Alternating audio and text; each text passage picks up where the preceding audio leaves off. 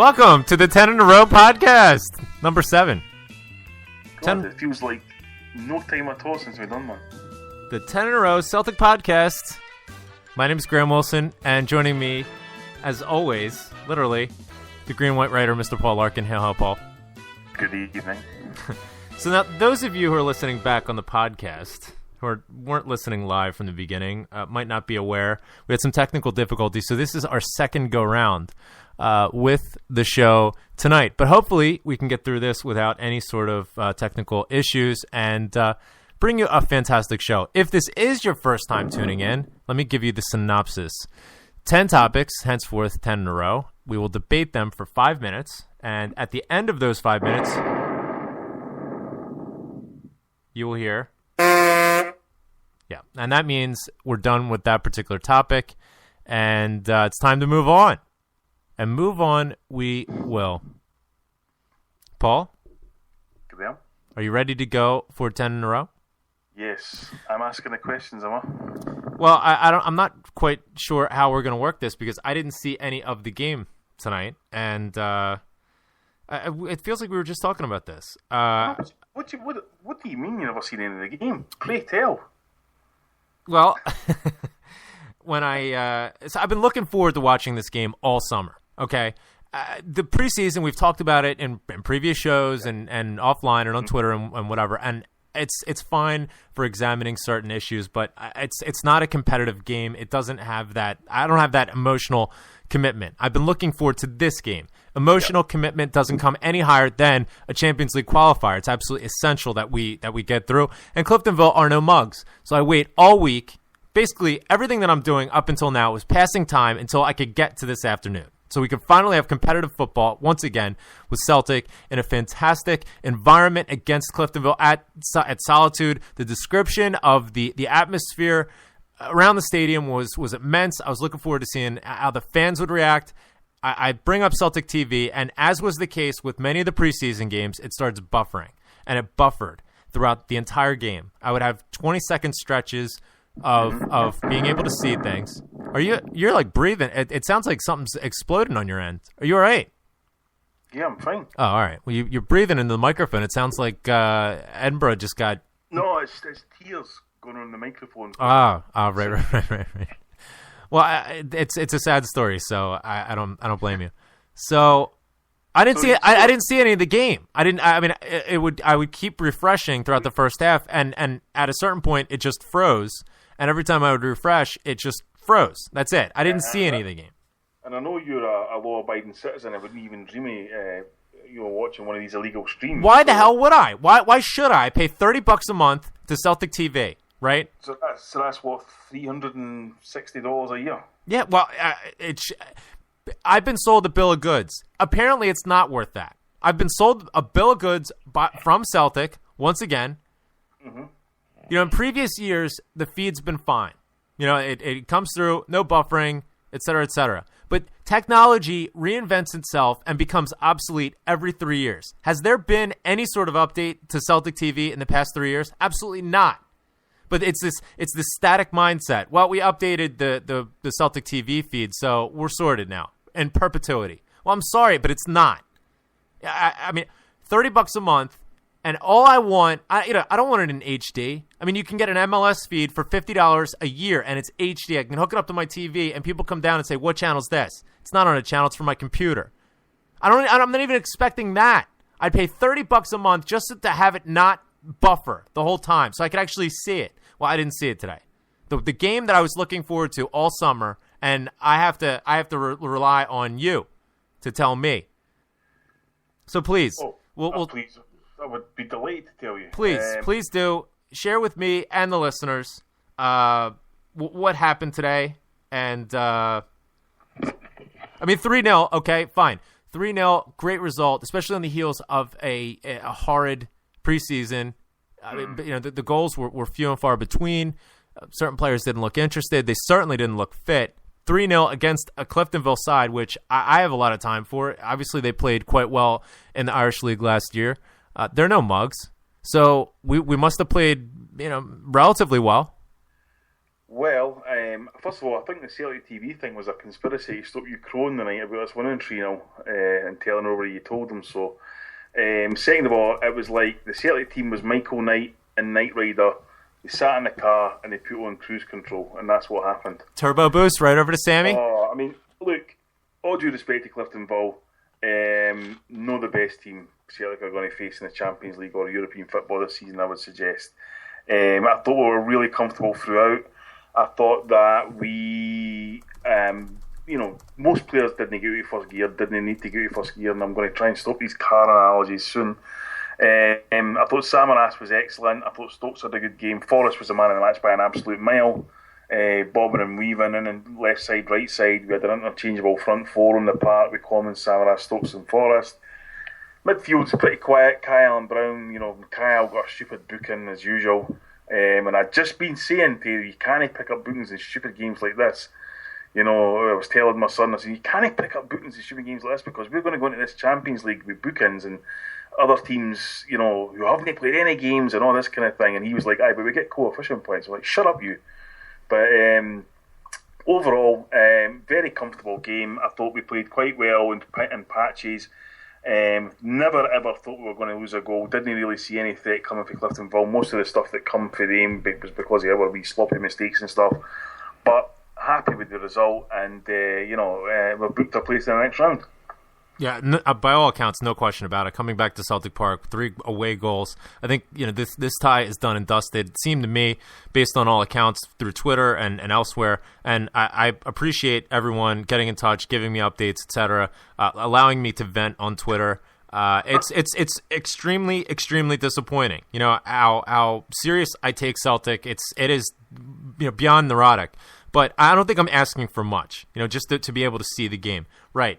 Set that to aside. It sounded like James Forrest had a fantastic game today, and we were talking about a little bit about some of that anemic style or presence that sort of cast over us like a fog in the springtime, where we didn't have the tempo, we didn't have the attacking flair. I think was directly correlated to James Forrest's absence and him coming back in, especially in the short amount of time that we've seen him in this preseason. He's looked back to close to his best, taking the ball down the byline, whipping it in, just driving fullbacks absolutely bonkers.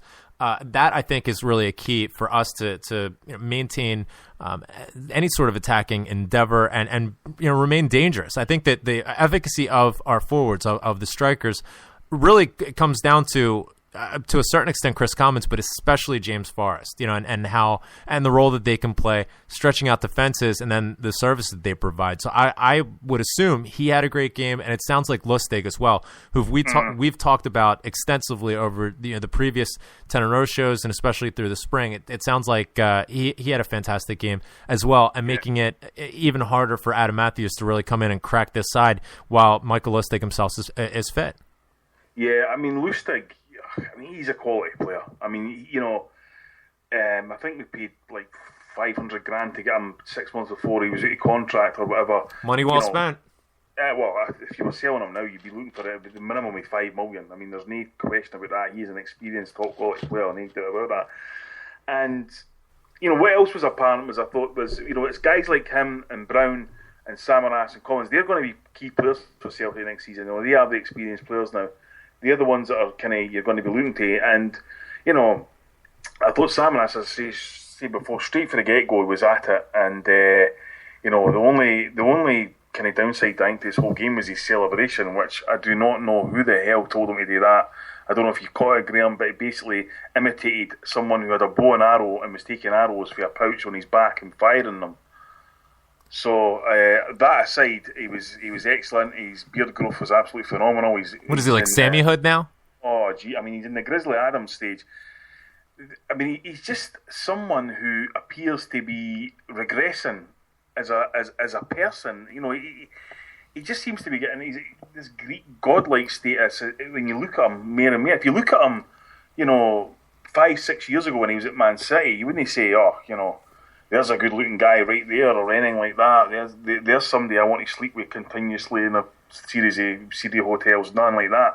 But when you look at him now, Jesus Christ, and he's tan and all that kind of thing. I was thinking that actually that was the reason you didn't see the games, because you'd actually just combusted at the screen. He's a big ride, no question about it. Describe his goal, because there was a lot made of Sammy with the cracker and the whole nine. What was it like? I mean, how did it sort of develop, and just sort of describe it for me. He basically had the ball at the edge of the box. There was two defenders on him. He was going to try and shoot with his right. They blocked that side. In the quickness he thought, the blinky an eye, he turned and then blasted it into the top corner. The goalie just didn't know. It was like an exorcism mishell gone past them. I would suggest the loyalists Belfast protests would have been far better if they had Sammy in, that's for sure. Because I'll tell you, it was in like a bullet. Fantastic stuff. Well, good for Sammy, and his surgence. I won't even say resurgence, but his rise to prominence is continuing, and long may it last, because we are certainly going to need him. As it seems as though Gary Hooper is for the off. But enough of that. Next topic. Gary Hooper, should we have sold him in January? No, in hindsight, there's a lot being made of it at this moment, and it looks, all but a done deal. Gary Hooper is leaving, potentially going to QPR. Who's the manager of QPR again? Oh, it's Harry Radnap. He's coming down for pies and mash. Oh, it's lovely lad, Gary Hooper, lovely lad. I'm gonna have him hanging out my window when I talk to the Joe. Lovely, knees up, brand new Joanna. So it's Dick Van Dyke then, aye? Yeah, that's the worst Harry Redknapp I think I've ever done, and I've done some bad ones. If you did personate Harry Redknapp, you first of all you have to be in a Land Rover. That's the first thing. It's true. Hanging out the window. Yeah, like Ace Ventura. Yeah. Exactly, and then for sure, he always says for sure for some reason. Oh yeah, for sure. Yeah, terrific lad. Terrific player. Yeah, terrific lad. Yeah, lovely lad. I have him around anytime. Pies and mash. He just, Harry Redknapp, just like. He always gives off this impression that he's like the coolest man in the world and nothing bothers him. And I'm sorry, but you didn't get a face like that if that's, and I'm not talking about, I'm talking about the colour of his face, not what his features are like, because I know he was in a car crash, but... Well, he does have secret bank accounts for, his, I won't even go into that, but he names him after his dog. I mean, that's pretty cool. Yeah. Terrific, lovely. He only took...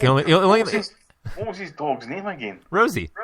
Rosie, was it? Rosie 47, I mean, I don't know, but then you've got Harry and Jamie, of course. I mean, they basically run football in England, don't they? I got a lot of time for Jamie, the commentary that he Why? does. I think his commentary's spot on a lot of times. Didn't he tell that to Roy Keane, whatever you do? Oh, yeah, Roy Keane. Do you know that story with him? Yeah, I do. Nearly there, but nearly never murdered. Sorry? Yeah, anyway. What on earth are you talking about? I'm on the horrible impersonation circuit tonight. So why shouldn't we have sold Gary Hooper in January then? Listen, in hindsight, we had everything to play for. I would do it exactly the same way again. If we would have sold Gary Hooper, Georgios Samaras was out in that first Juventus tie. Who would be leading the line that night? Miku? I think Miku was out injured as well. James Forrest, I think, was just coming back from injury. I mean, in hindsight, yeah, we got gubbed 3-0. And, I mean, we did have some attacking flair when we did have possession of the ball. But, I mean, once the second goal went in, I mean, it's just like air went out of the balloon. And of course, FA, put us behind the eight ball very quickly. This show is like 6 degrees, Effie Ambrose. Everything comes back to him. And it will keep coming back to him. But the bottom line is, it's not like we're going to sell Gary Hooper for this tremendous. Yeah, exactly. It's not like we're going to sell Gary Hooper. I don't know. He's on the side of the road in Spain, someplace, I believe. It's not like we're going to sell Gary Hooper for a massive loss as compared to what we could have got for him in January. I think that he did play a role, albeit rarely. He played a role in the Cup final. But it's interesting to me that a player comes from the Championship looking to advance his career, play on a bigger stage, have the opportunity to play in the Champions League, coming to Celtic, and now because of a difference in $10,000 or £10,000 rather a week, he's willing to go back to the Championship and potentially go down to League One. There's no insurance or guarantee just because Ari is in charge of QPR that they're coming right back up, especially with the amount of debt that they're saddled with. I don't understand how he's going to go back to the Championship. his opportunity and ability to ever play in the Champions League ever again is gone. His ability and opportunity to play for the England national team, which he's verbalized over and over again at how he was frustrated or a lot's been made of the fact that, being at Celtic has hindered his opportunity. Well, you know what? See how staying at QPR is going to work out for you. It's done. And whether or not he ever even plays in the Premier League is seriously in doubt with this move. Well, I think the reason why the move isn't actually done yet, because I'm not sure Gary Hooper wants to go to QPR. It's rumored that he's on his way to London at this moment. Well, I mean, he might well be, but it would be because of huge money. He's not going to Chelsea. Because look, John Hartson said on the TV tonight that he was absolutely amazed that was the only two clubs, QPR and Norwich.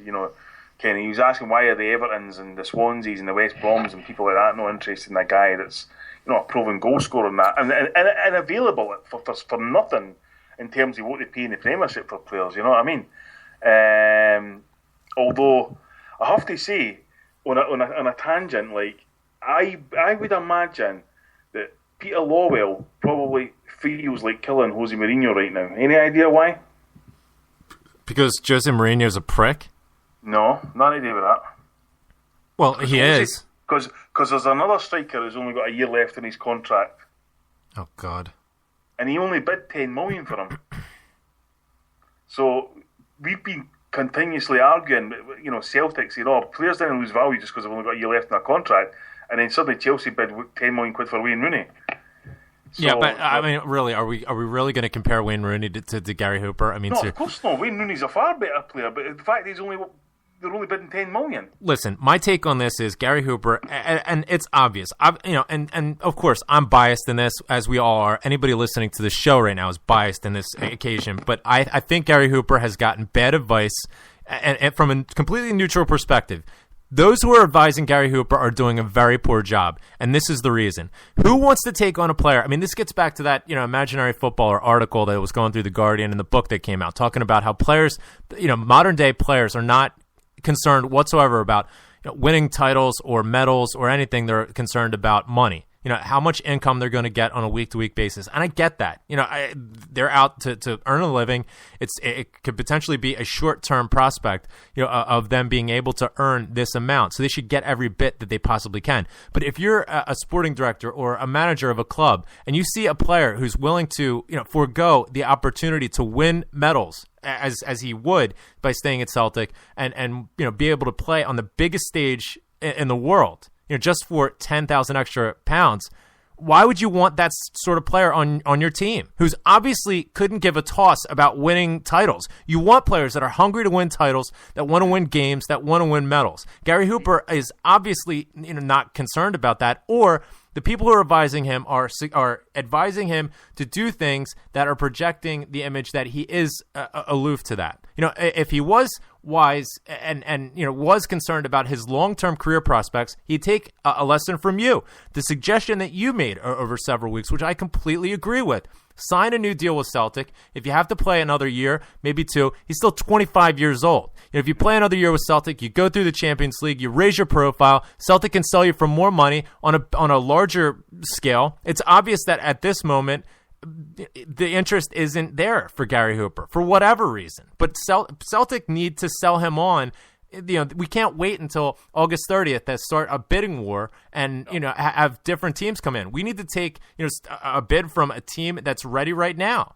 So by Gary Hooper, just drawing the line in the sand this year, I think is extremely ill-advised, and I can't see much of a future prospect for him in his career. And quite frankly, it's all of his and his advisors' doing. Maybe I could be completely wrong, but talk to me in 5 years and let's see where Gary Hooper is. And then let's ask the question, would it have been different if he would have signed that contract with Celtic, stayed another year, and maybe gotten an offer or a bid from an Everton or a West Ham?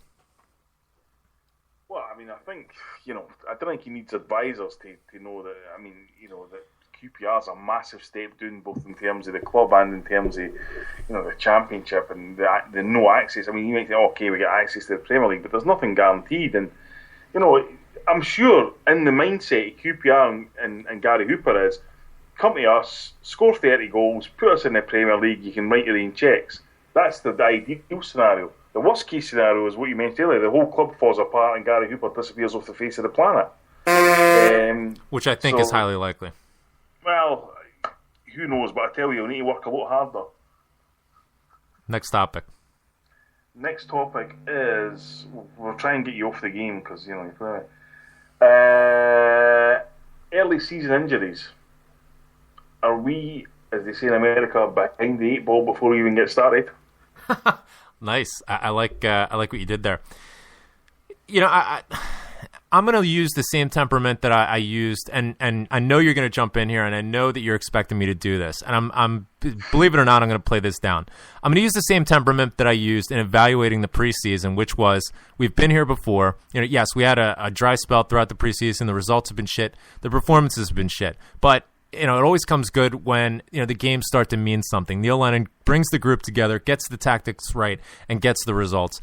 Looking back in the same sort of attitude, in the same mindset, looking back to last season, you know, at the beginning this time, we had significant injury concerns at that point as well. Keep in mind, Joe Ledley was out for the majority of August. He's obviously out again, but, you know, Joe Ledley's been pretty durable over the time, and especially as the meat of the season comes into perspective. So, you know, players like Ledley, I think Forster, you know, spent some time out last season. Obviously, Scott Brown, you know, had some, you know, it's an ongoing thing with Scott Brown, and I'm not 100% sure that he's ever going to be 100% again, or we're ever going to, you know, be able to sort of let him loose on a run of games. But I think that Neil Lennon has this figured out in terms of, you know, if a key player, you know, the Scott Browns, the Joe Ledleys, things of that ilk, I think that he has it down where he can not replace them like for like, but set up a system where what they bring, you know, what a fit Joe Ledley brings to the side can be covered by putting Kyle in a certain way. You know, playing a 4-4-2 diamond, you know, where we're going to do Kyle a bit more favors by sitting him a bit deeper and hope, you know, for the best that, you know, he's not going to pick up a stupid yellow card after 35 minutes like he typically does. So I'm not overly concerned just yet. I think, you know, as you mentioned, some of the players like Samaras, Forrest, you know, players that we really depend on to try and drive on any sort of attack, which is obviously crucial. And then, of course, our center halves, Kelvin Wilson and whoever we're going to partner with them. As long as we have that, the spine of the team that's relatively settled, I'm okay. Yeah, I mean, for what the manager said after the game, I don't think that had we been playing, say, Arsenal tonight in a qualifier, that people like Ledley and Mulgrew would have been out. I think they'd have played. I think they were just kind of, let's ease them through this kind of thing.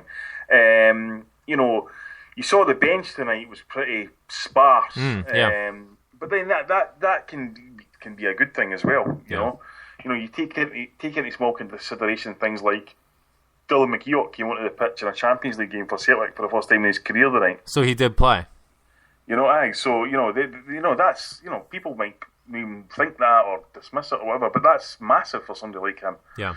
You had Tony Watt come on tonight and look like he's been pumping iron and injecting steroids the whole summer, quite frankly. Really? He's got this mean, you know, shaved hair now, and he's got a full beard, and he looks like his upper body strength is, you know, kind of up there with Hulk Hogan. So you can't question that boy's commitment. No. I mean, I think, you know what, I think Tony Watt might just be the man this season. If he gets a run of games, you know, and we'll touch on it later, but, you know, I'm not overly concerned about injuries. No, at this minute. I mean, you know, most players had about a 3-4 week break, and the whole point of the pre-season was kind of to get them kind of toned and ready for this game, right? Now, we've won this game. So that basically means, and we've won this tie, right? So that basically means we're not playing competitive football again, you know, for another couple of weeks, really, because, you know, the Clifton, the Brentford game is an irrelevance. The Tuesday night game against Clifton Vale, you know, is done and dusted, and then we play Borussia Mönchengladbach. I'm not sure if it's then we play the next Champions League qualifier, it probably is. So that's the main focus, and we now have the kind of 3 games to get guys like Mulgrew and Ledley a run out and stuff like that. And I think almost certainly Mulgrew and Ledley will be back playing against Cliftonville at home and get the 90 minutes under their belt that they'll need for when the real importance comes, Mm-hmm. Yeah, no question about it. And I agree. At this point, I mean, especially given the fact that the SPL isn't even starting until, about a fortnight from now. So, we can look at the game this weekend against Brentford, whatever. We can look at the second leg against Cliftonville really as an extended sort of warm-up. I mean, obviously, going away to Germany, Neil Lennon is examining certain things, seeing how some of the young players, the Liam Hendersons, the Callum Waters, are going to react to playing with the first 11, trying to get some of the new guys in and seeing how they react playing with different players, and then trying to get the stalwarts, the starting 11, getting their fitness back up. Now we can start examining some different tactics. I would expect to maybe see some experimentation with 3 at the back and inserting different players in different positions. You referred to Dylan McGee coming on tonight, which I wasn't aware of. I mean, was he playing on the right-hand side? Was he more centrally? No, he was in goals. But no, he was kind of right-hand side to centre. He came on like 10 minutes to go or whatever.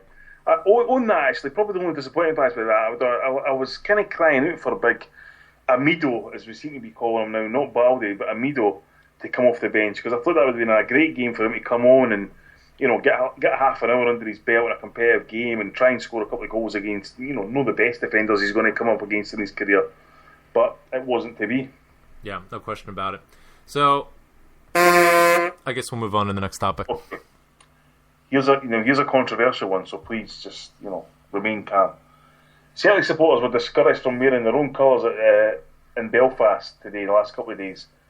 Would Sefco have been cautioned the same way if they'd been playing Linfield? No, absolutely not. They wouldn't, and it's a disgrace. There's not a parallel. There's not an example of something similar from anywhere else on the face of the planet. I mean, it's out in the open. It's blatant discrimination. And the fact that it came from our own board makes it even more unpalatable. The fact that we had our own board members come out and voice restraint and suggesting that our own supporters can't even wear our own team colors going away, playing in a Champions League game away from home. It's an absolute disgrace. We would never have that sort of guidance or suggestion going if Celtic were going to play anywhere else in the world, and no other team would have their own own custodians running the club suggest that. What? For some reason, we can't be proud of our colors, of what our team represents? I mean, this self-hating sort of mindset of like kowtowing to the bigoted, disgusting establishment is absolutely pathetic. The people who make suggestions like that absolutely should be ashamed of themselves and should be removed, quite frankly, immediately. To answer your question, of course Sevco wouldn't be cautioned against wearing their colors if they were playing Linfield, because they are the establishment. And who's gonna stop them? You're not going to see people going and picketing and protesting against their unwashed shower of shit. Nobody wants to get anywhere near that. It's only them that get outraged about the Irish tricolor, which they burn, and it's supported and vindicated by the own government. It's absolutely pathetic. Yeah, I mean, there seemed to be this perception amongst a lot of people before the game and yesterday that Belfast is just one big loyalist hellhole, which don't get me wrong, a lot of parts are, but there's a massive amount of nationalists and Republicans in Belfast, in West Belfast, and in the Ardoyne, and the Short Strand, and places like that. So, the notion that these people were somehow, who have fought British imperialism their whole lives and fought the bigotry and hatred that they've had for the other side of the community, that are somehow going to start cowering and button their jackets up and all that kind of thing to go to a Celtic match in a nationalist area where Cliftonville play. I mean, it's absolute nonsense, and it's mere kind of panty-wetting to people who want to sanitise everything and, stay safe and all that kind of thing. These people were fighting a war for 30 years. They know how to stay safe. They're not going to lie down. They're not going to hide their colours. That's the point. And it's more revealing about the mindset of those in charge at Celtic, who are more concerned with having 900 cameras throughout Celtic Park to video people, so that, God forbid somebody sings a song and offends somebody, and the police can overreact.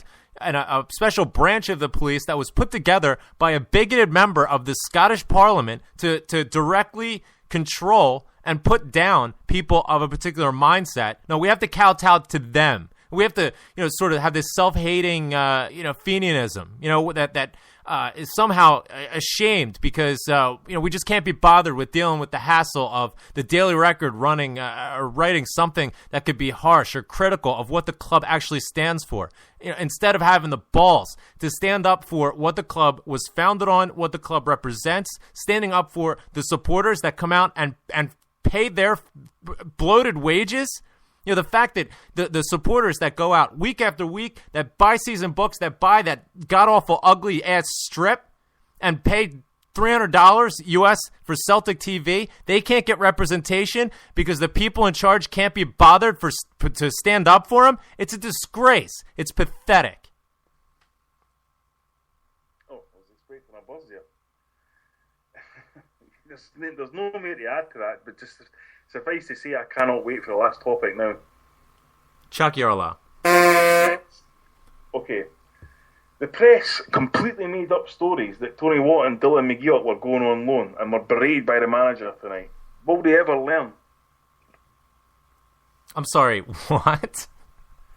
I'll say it again then. The press completely made up stories that Tony Watt and Dylan McGeoch were going on loan and they were berated by our manager tonight. Right. Well, listen, first off, I can't support, our manager for coming out and putting them in their place, which he repeatedly has to do over and over again. I love when he actually names them by name. I think he should do that more. I think this was a good example of the press coming out and we've talked about this in the past. It's a situation where when somebody doesn't have anything to write about or anything to make themselves relevant, they make up, this just ridiculous shite. And obviously, bashing Celtic sells. Obviously, Celtic supporters, when they read that, it's like, oh, Tony Watt's leaving. Oh, Dylan McGeoch, well, he's going to get loaned out, or why are we loaning them out when there's absolutely no substance to it whatsoever? I'm as guilty as anybody. In the off season or the close season, whatever, the silly season, I read that and it's like, oh God, why are we going to loan Tony Watt out? And it's absolute nonsense. There's no rhyme or reason for it. So, the fact that Neil Lennon calls them out, I want to applaud it. Now, will they ever stop? No, of course not. Number one, nobody's going to hold them accountable because people will continue buying papers. And, it's another example of us needing to stand up and you can call it a boycott, you can call it whatever. A boycott institutes, to me, it instills that there's some sort of finite time period that this is going to last in order to get some sort of result. It's not a boycott. Just don't ever buy it again. Just starve it of oxygen until it exists no more. There's no point of having it anymore. All it does is wind people up. There's no basis of truth on it. And I'll tell you, if the club was more forthright with the supporters, that would remove the need to have, the bile and the sickening outlets, existing at all. So anyway, Neil Lennon, I want more candor from him. I want more calling to the carpet of the hacks and embarrass them because they should be embarrassed. Yeah, I believe when Neil Lennon was actually asked about this, after it had appeared in the papers, let me also add, that he said to the journalist who asked him, who did you hear that from? Because the journalist asked him it in a way that it had already been done and decided that this is what was going to happen. And he kind of, blah, blah, blah. And then Neil Lennon says, well, you never heard that from me because it's completely untrue.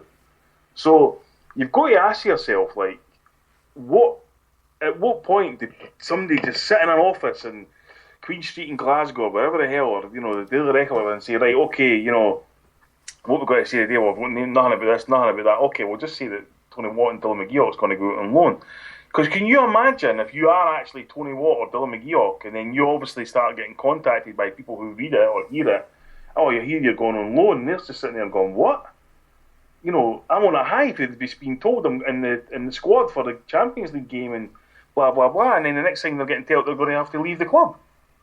It's vindictive, it's nasty, it's horrible, but unfortunately it's becoming par for the course these days because they can't get any stories out of Celtic.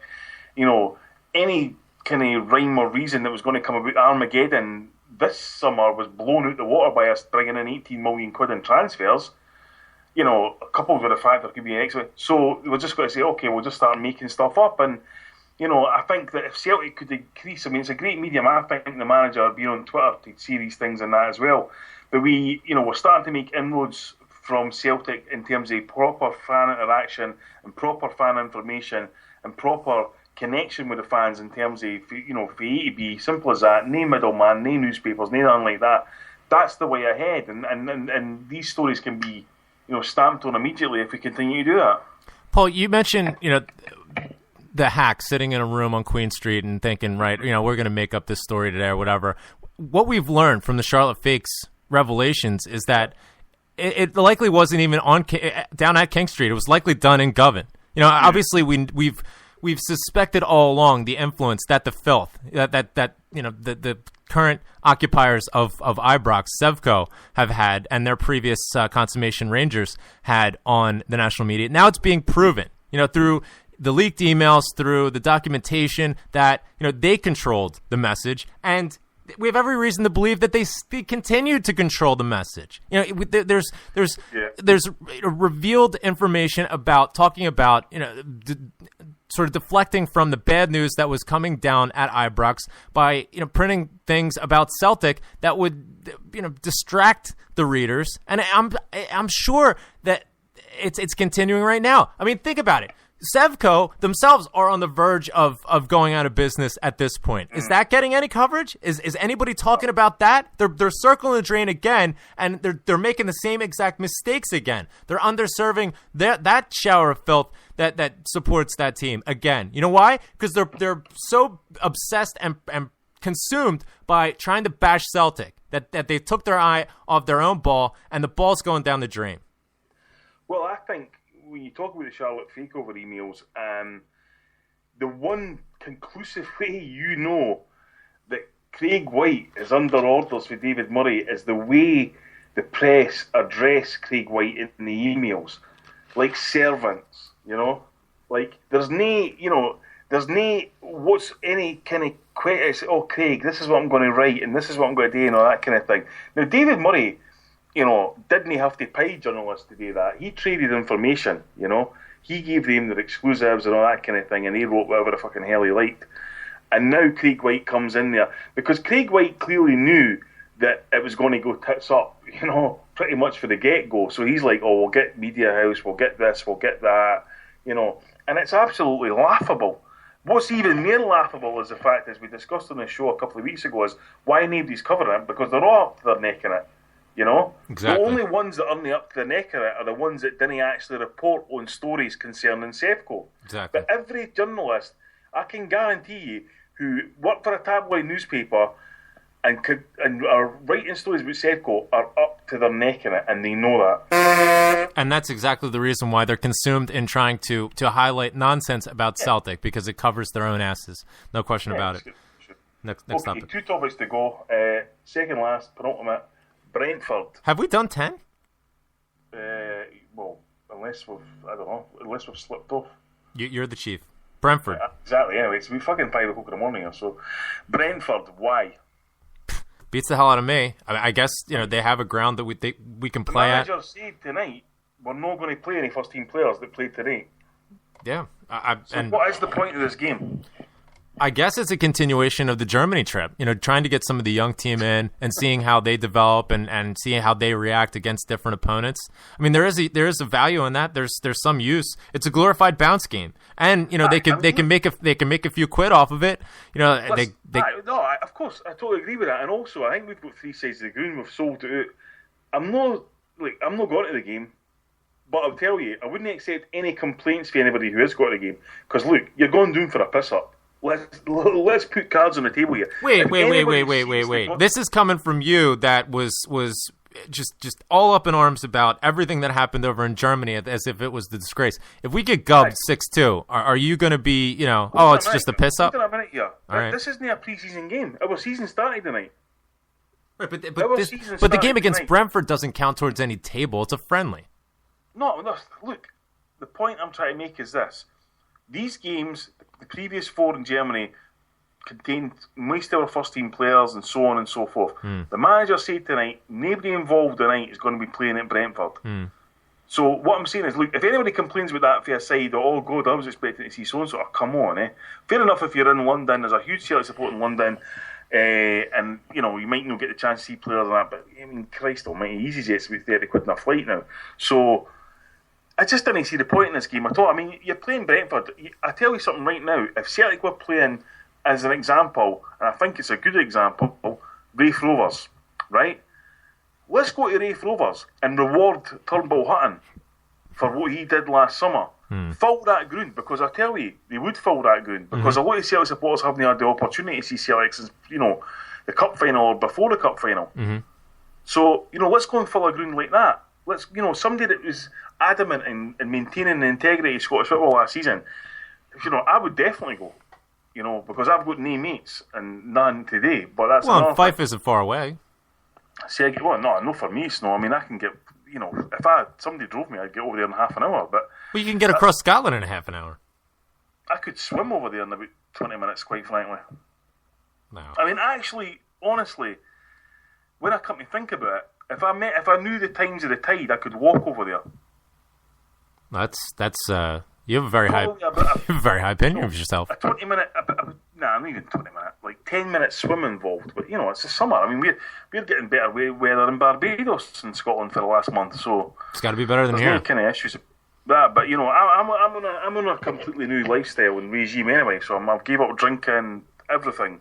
No more glamour for you. It's just nose to the grindstone. No, because look, I didn't like use people that drink at 7 o'clock in the morning like you do and continually advocate and stuff. And you do know me. But I just think Celtic could have went to somewhere like Raith Rovers or, wherever. And I tell you, the ground would have been full. Would have been absolutely packed. Yeah. Even if none of the players played, the Cliftonville players, and it was, some of the subs and a few guys coming back from injury and a few young players, great. Would have been fantastic. As a family debut, it would have been great. I just didn't see the point in this Brentford game whatsoever. Yeah, I don't have an answer in terms of why Brentford. I mean, obviously the point of the game, you could play the game anywhere. They could come to Philly and accomplish the same thing with the same players, to a certain extent. But why Brentford? I don't know. I mean, maybe they want to, throw a bone to the London supporters, or, Brentford sweeten the deal for them. Like you said, there's 3 stands open.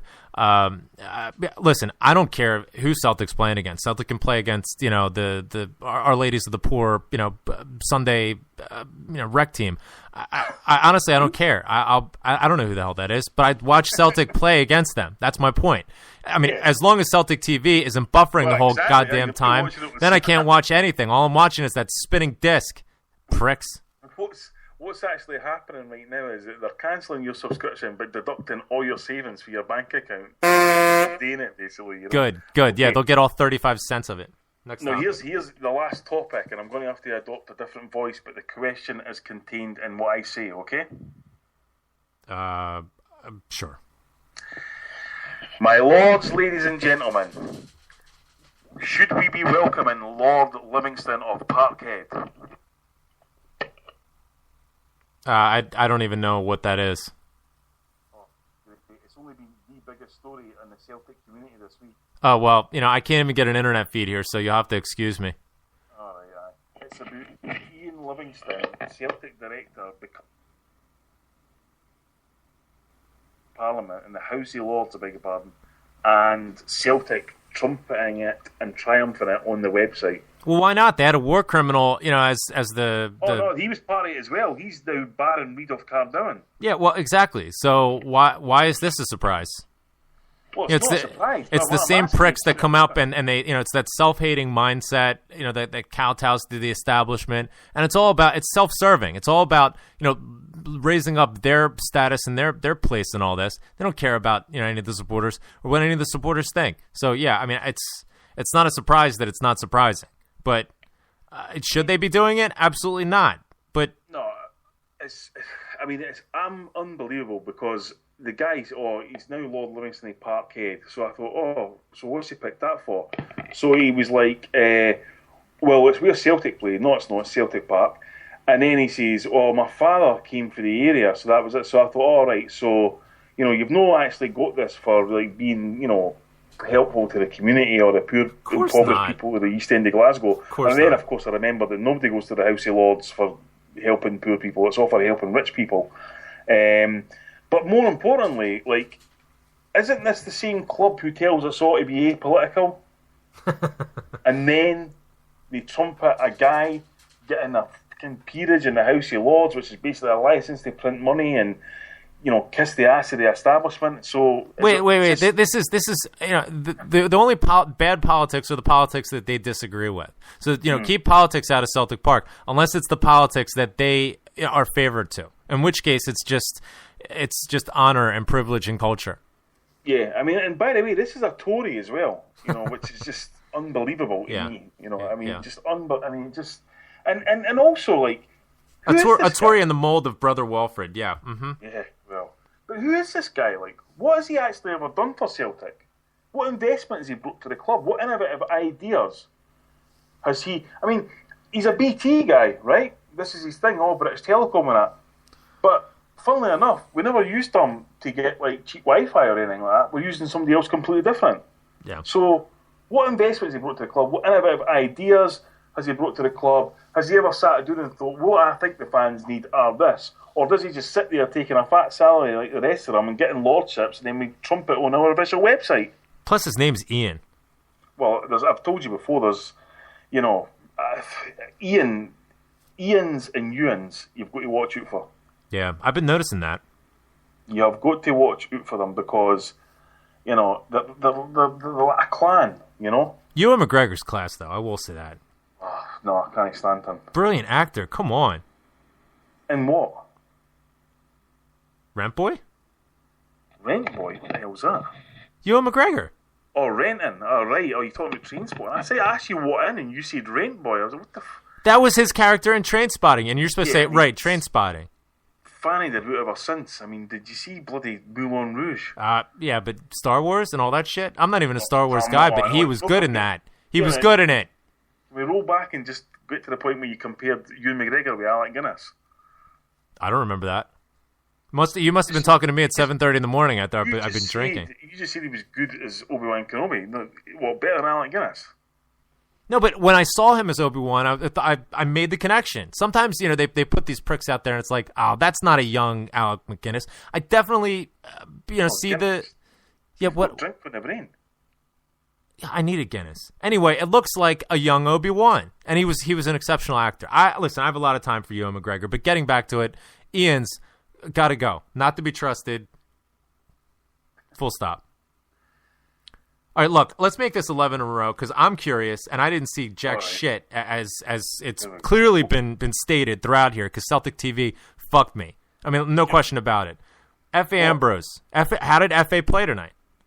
I thought he played quite well. Cruised through it, a couple of slack passes and that, but I would say most players were guilty of that. It's the first competitive game of the season. But he takes a lot of stick. I mean, obviously from that first game, back from the African Cup of Nations, I mean, let's not kid ourselves. He gifted Juventus a goal.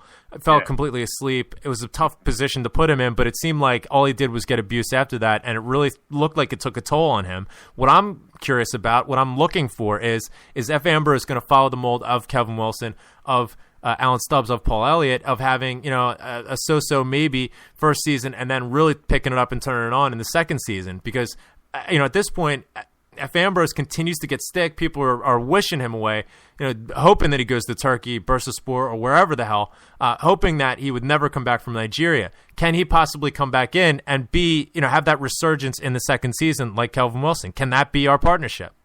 Well, first of all, I mean, I'm going to say this once more again. This thing about coming back for the Juventus game, I can guarantee you 100% right now that this time next year, when Greece win the World Cup and Samaras scores the winning goal, I can guarantee you right now that he will not be playing in a competitive match for Celtic 2 days after the event. That's the first thing. The second thing, this nonsense about Ambrose suddenly becoming a bad player because he had a couple of bad games and that. The guy was exceptional all the way through the Champions League.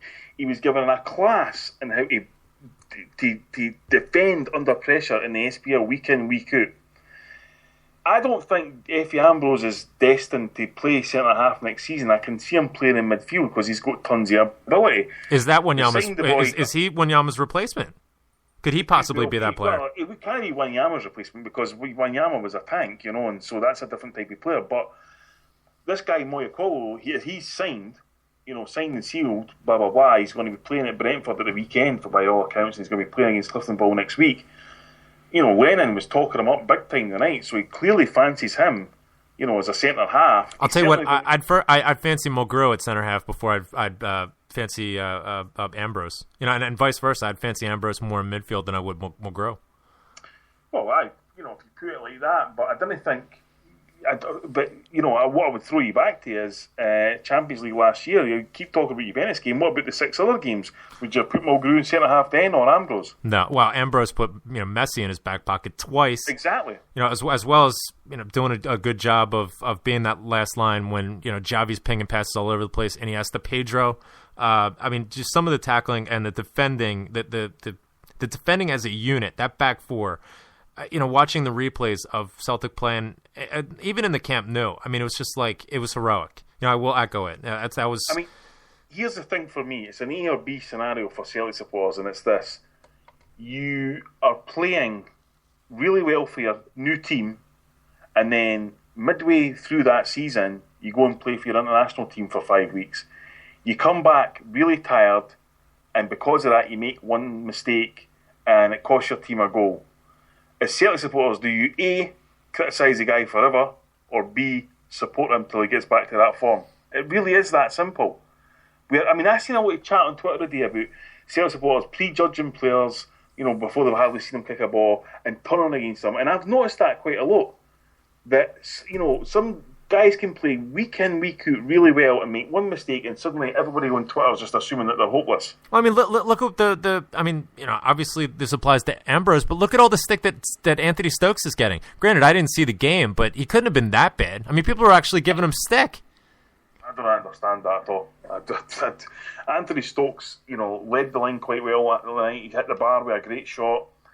He created a couple of chances, he was lively, had a couple of other shots and all that kind of thing, and let's not forget it's his first competitive game, so Anthony Stokes to me had an attitude tonight that says, I know Gary Hooper's leaving, I'm going to try and step up, and it's exactly what you want to see. His goal scoring record pretty much everywhere bar Sunderland has been excellent, so I didn't understand why suddenly another one who's just like, he's hopeless and all this kind of thing. It's football never used to be like that with football, It never used to be this kind of short-termism all the time where guys were brilliant or they were hopeless. It just doesn't work like that, Sometimes everybody has a bad day at their work or a bad day at the office or whatever.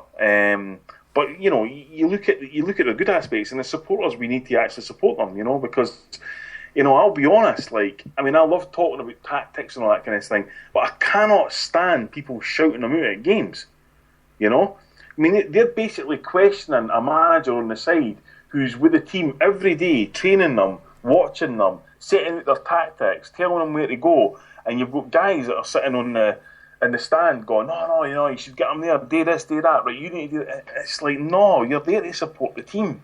Yep. The time for debate and analysis is after the game in the bar or on the podcast or in the blog or wherever, And I think we could kind of, do a wee lesson and maybe getting back to that as supporters. I know. I hate when people second guess the manager. That really upsets me. Well, I actually thought that. Obviously that clown that's always on Twitter, BWT or whatever. Don't know. The manager had a look about him the night that said, I never had any concerns. And that was the kind of. Neither did I. I can't speak for this BWT, but I called it. You wanted me to gloat? Here I come, baby. I knew it. You can't because you never got to see the game. But I know the result. Doesn't matter. It's all about results now. Preseason doesn't matter about the results. Now, results. That's it. Kenny on the huddle's currently laughing at you. Kenny on the huddle needs to buy a razor. Oh, I kid Kenny on the huddle. Kenny on the huddle is GQ smooth, but he does need to shave. That whole Neanderthal thing is all 2012. Yet another topic that comes up relentlessly on this show, shaving. Look, there's nothing wrong with some shaving. It's personal hygiene, you know. Ladies like it. Get nice and smooth. Nothing wrong with it. Listen. I'm speechless. What a country. Yeah, exactly. You're on the verge of a meltdown and you're talking about shaving. Clean-shaven men all over the place. Yes. Country's up in arms and ready to kill each other and you're like, you need a good razor. You know, everybody has time in their day for a shave. Even the military. I mean, it's a morale issue. It doesn't even matter what military. It's a military ritual. It's a morale thing. Oh, I'll tell you. Well, all right then, Mr. fucking expert. Here's a question for you: which sport are you actually not allowed to have a beard in? Baseball, playing for the Yankees. Now that's not really. It's not a lot. It's not the sport though, is it? That's just that team doesn't like it. An actual sport written into a law. It's not a trick question. It's actually written in the rules that you're not allowed to have a beard. Cricket? No. Name me. Mike Gatton, one of the most famous England captains ever, had a beard. Ah, right. I'll have to research that. Well, I'll tell you if you want. I'd rather you tell me because I'm not researching. I can't be bothered. It's horse racing. Horse racing. Ah, right. Yep. I just thought that we guys hadn't started growing facial hair yet. Because what's the name of horse racing? The Sport of Kings. And the kings were the only ones that were allowed to have a beard, and that's why you never see a jockey with a beard. So much information. It's a fucking veritable fountain. No question. I mean, just so much value in listening to this show, and to you. Yeah, we've got 15 minutes to talk about... I had quite a few people saying, I was quite liking that moon chat and stuff last week, so we've got 15 minutes left to talk about a variety of subjects that have got nothing to do with you ranting about your Laura Brannans and all that. My Laura Brannans? Don't start rumors like that about me. That's Jamie Burchell. That's some other podcast. Leave me out of it. Rumors. I just said you're the one that said that Laura Brannan. You said earlier on the show that Laura Brannan gave you a bum steer with some website or something. She didn't give me a bum steer. She contacted me. I'll set the record straight.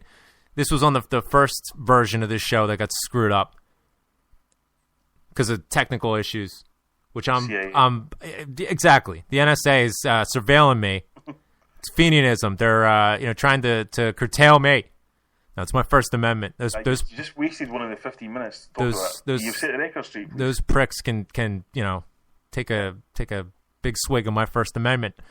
Laura got in touch with me and suggested that I email the web help account from Celtic. So I sent them my information, what browser I was using, let them know that I was wired in. I wasn't using wireless, so I was using a broadband line. Let her know what my browser was, all the streams that I had used. Sent the email. I got a response back saying, suggesting that I do exactly what I just told them I was doing. They suggested that I don't use wireless, which I said clearly in the previous email that I wasn't. They suggested I use the browser that I was using, and they wanted me to run all sorts of tests on my computer. I had to download something, which screwed up my computer, led to the first part of this show crashing. I had to remove that. Now everything's working fine magically.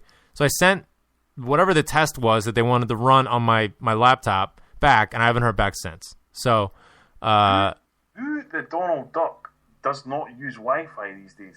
I don't know. I don't know why they would suggest that I can't use Wi-Fi when I subscribe to Major League Baseball streaming. I can get it HD wireless on the third floor of my house and connect it to my television without any problems.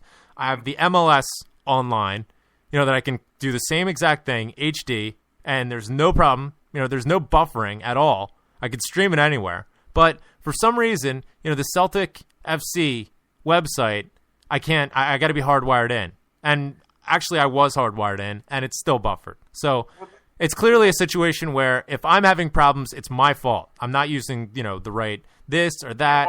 And plenty of people were using it, and it was fine. Well, you know what? Plenty of people were using it, and it wasn't fine. So for me, if I'm charging somebody $30 a month for a service, I'm aiming for 100% customer satisfaction, not the people who bitch. Just point them to the people who like it and say, dry your eyes. You know what? I'll stop paying my $30 a month and I'll get an illegal stream. I'm trying to do the right thing. I'm trying to give the club money and support them. I want a little service back. I don't think I'm asking for a lot. I just want to see the game. I could, if I really wanted to bitch, I could talk about the quality of the picture, but I don't. Which is awful. I mean, look, I'll say it. I don't give a fuck. It is an absolutely horrific service. And it's an absolute joke that the people who have been running it for years are still running it. Because it doesn't work. It just does not work at all. I mean, they're so far behind technologically wise. It's incredible. Well, we said it before.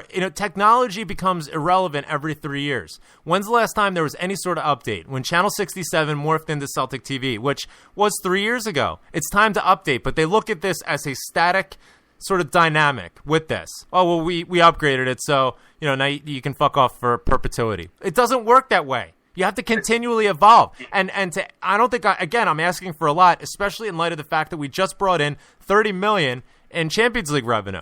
What would it cost to upgrade the internet feed for worldwide viewers?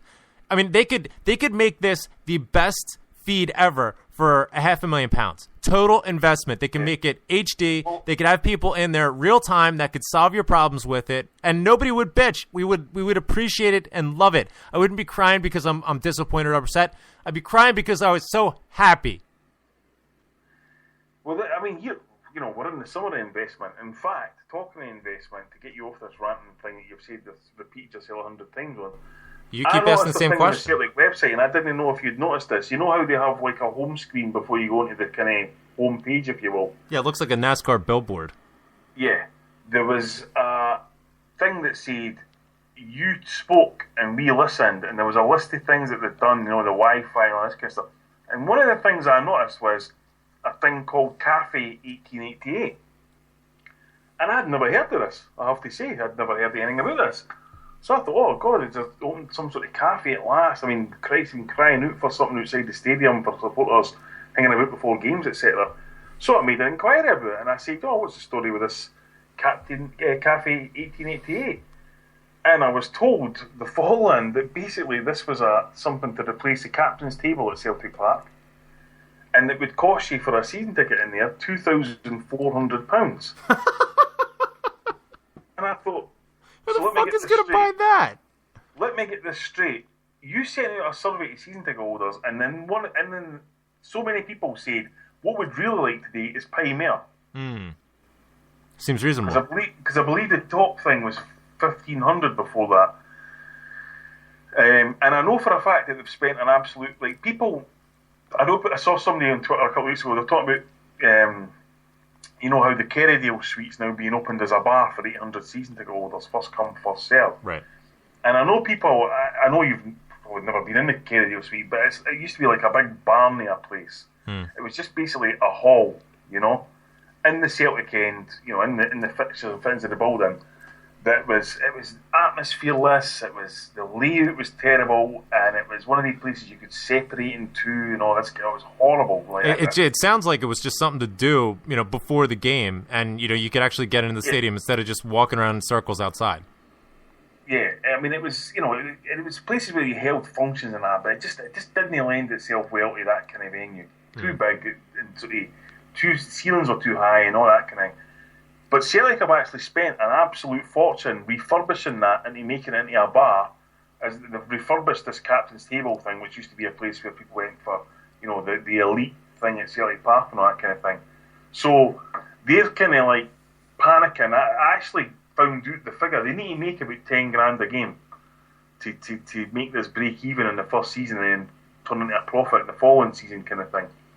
But it just astounds me that, you know, at a time of all this austerity and all that they actually said, oh no, you know, one of the things that should be doing is let's update the hospitality lounges, you know, let's put money into them, you know. So we know, of course, one of our friends, Frank Rafters at Mealy's Boys, had a campaign throughout the season. I must admit, I treated it with suspicion, no his campaign, but the answers he was getting with Celtic were just, from Celtic, I beg your pardon, were absolutely pathetic. Well, it's no surprise. It looks like we're just going to have the same food outlets again. Now, Frank's went into Celtic Park with a petition of, I believe, 1,800 people. Now, as far as I'm concerned, amongst 40,000 seater goers, that's a mandate, right? 1,800 people have said, basically, the facilities are crap and we want better ones. Nothing changes with that. But they're trying to tell us more than 1,800 people, because surely that has to be the cut-off figure if they're not addressing 1,800 people, said what we'd like is to increase the prices and turn it into this Cafe 1888 thing, rather than, I mean, because by the way, and that's another thing, by the way, who does the marketing? The most elite part of Celtic Park in terms of the price you pay and the facilities you get, and they call it a cafe. It sounds like a college, you know, student center. You know, oh, we're going to go down to the caf. You know, you're absolutely right. I mean, it should be something, you know, it's called the Graham Molson Suite or something, you know? I can't see a reason why anybody wouldn't want to join that. You know, you could charge 4,800 people. Yeah, I mean, who would you want to go inside Graham Molson? Just have a recurring, repeating, you know, MP3 of me bitching over and over again. Beyond the Waves funneled in 24 hours a day, 7 days a week. Free iPods for everybody to listen to me bitch. Yeah, and then we could have interludes with Seamus coming on to sing, and then I'll come on and talk about shite. That's good. Yeah, and then, get Chaz to phone up, and you know, all this kind of thing, and that's the way they should have been going. But no, I was just, you know, this re-sport. I mean, I just can't. I mean, they've done a lot of good things, but I think the proof will be in the pudding. I mean, I don't know when they're going to launch this Wi-Fi thing. But it was announced that it's free. It was announced it was free. That's what I've been told. That's what I've read. That Celtic confirmed that it will be free to all patrons, or whatever the hell they want to refer to us. Yeah. Oh, well, that's good. But, I mean, anyway, that was the what I was going to say. What I was going to say is, it has to work the first time. It's just that simple. Things like that work the first time, so I'll be interested to see when they actually trial it. But, I don't know, I mean, the proof will be in the pudding. I mean, Christ almighty, we've got when Hooper goes 5.3 million, I believe, the bid for QPR. I mean, there's 18 million quid into the club. You know? And I can't get a stream that doesn't buffer! Yeah, because they're not spending any of it, basically. Yeah. And listen, I don't get upset like this because I love busting the board's balls.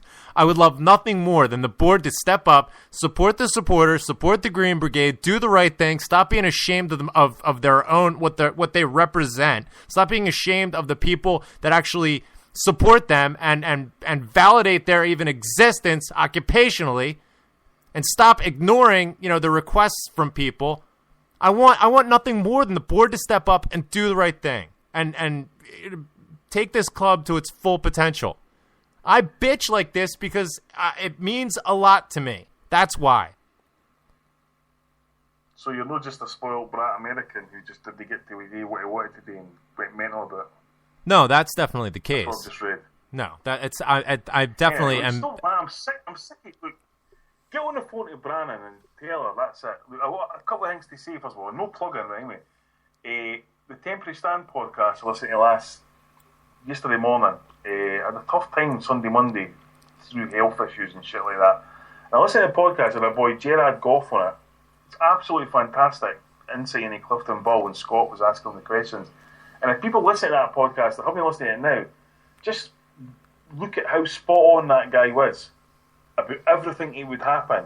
You know, about the potential for trouble, about how good a team or not Clifton Ball were, about the stadium, about every single aspect of it was absolutely brilliant. Second of all, I want to say something about Chris McGuigan. I don't know why you wouldn't have noticed because you were too busy bitching about this bloody TV. It's true. It was really, it done my heart proud to actually see Chris's tweets post-match, because obviously Chris is a phenomenal Celtic supporter, And he's also a phenomenal Cliftonville supporter. True. And you could actually tell he was torn, whereas he wants Celtic to win on that thing, but Cliftonville's also his team, and that's where he comes from.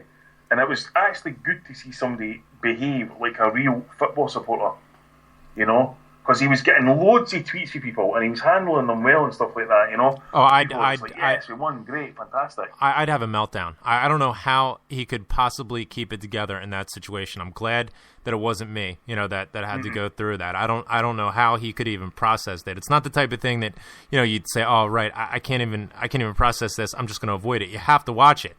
And before the game, that it's just going to be heart-wrenching, and you're going to have all sorts of conflicts or whatever, and that makes it all the worse. And then you have to go through it. And then, on the flip side, you have to go on Twitter and listen to, all this shite from, whoever, giving you abuse or whatever the case is. And to hear that, he handled it well, and I don't know how he could have possibly done it. Am I losing you now? Well, I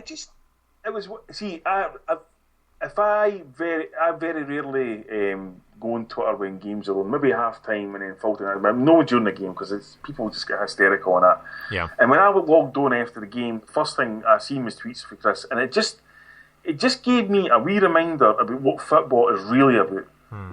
Like you talked about earlier on, it's not about money or any of that bullshit. It's about passion and emotion and heart and soul, and it's not about fucking housey lordship bullshit and that kind of thing. Chris just gave a great reminder, because I'm sure, and I know commitments meant that he couldn't actually go to the game and stuff like that, and I'm sure he would have actually loved to have been there.